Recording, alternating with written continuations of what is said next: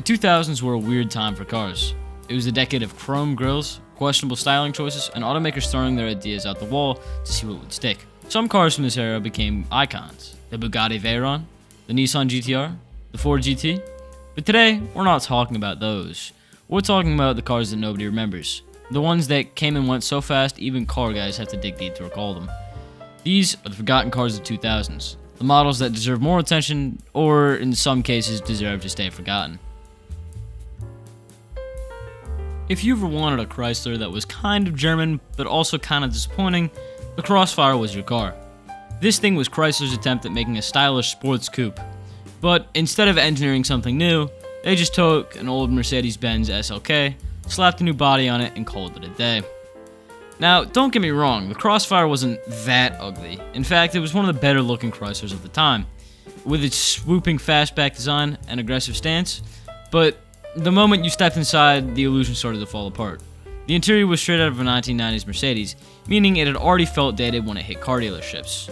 And then there was the engine. Chrysler could have given this car something exciting and fun, but instead they left it with a 3.2-liter V6 from the old SLK that made 215 horsepower and 229 foot-pound of torque. That was, fine at the time, but with a 6-speed manual and rear-wheel drive, it had potential to be fun. But instead, thanks to its weird proportions and nearly 3,100-pound curb weight, it handled like a brick with leather seats. Chrysler also released the Crossfire SRT6, which had a supercharged 3.2-liter V6, making 330 horsepower, but by that point, nobody really cared. The Crossfire was doomed from the start, and Chrysler killed it off in 2008, leaving it to fade into obscurity.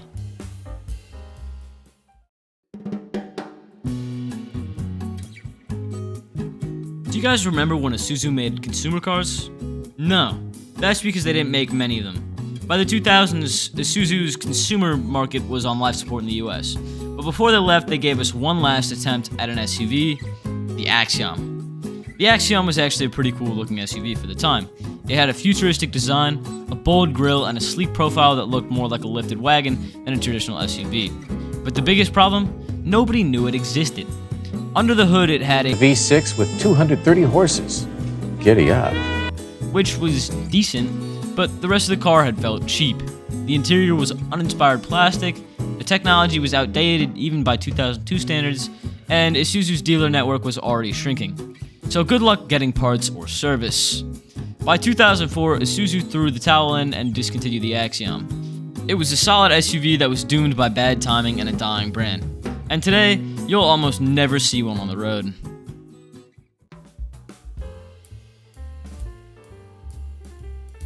The 2005 Pontiac GTO is one of the biggest what could have been cars of the 2000s.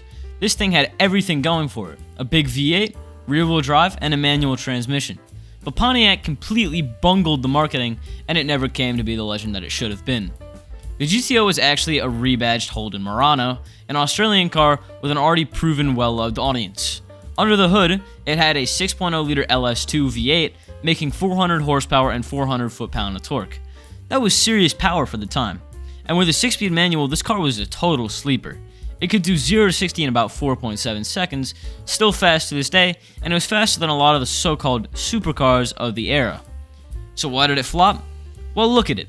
Pontiac gave it the most boring, anonymous design possible, with zero aggressive styling, just a smooth, rounded body that looked like a rental car with a V8.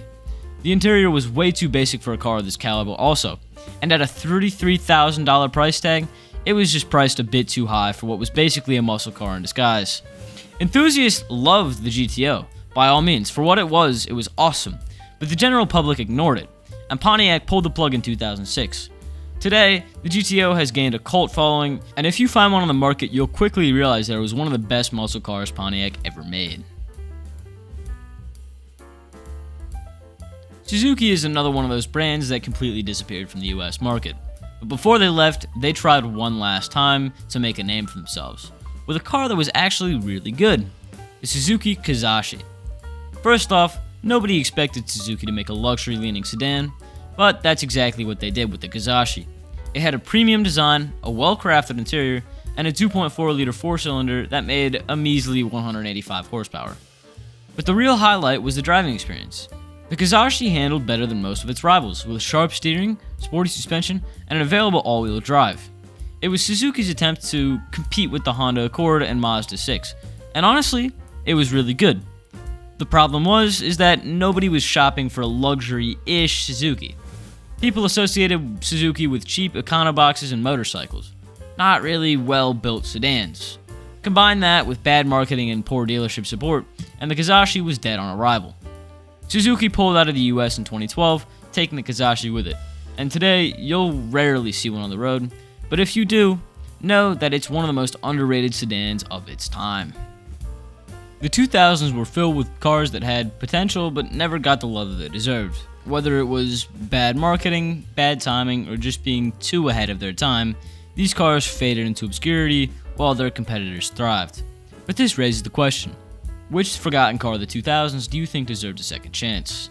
Did the Pontiac GTO deserve a redesign? Do you think the Suzuki Kizashi could have been given a proper marketing push?